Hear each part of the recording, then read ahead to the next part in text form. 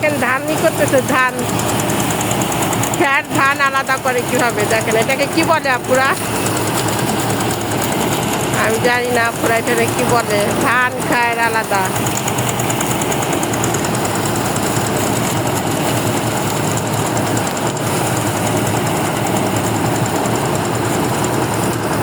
খ্যারের উপরে পড়তে, খ্যার কত উঁচা হয়ে গেছে আপুরা দেখেন।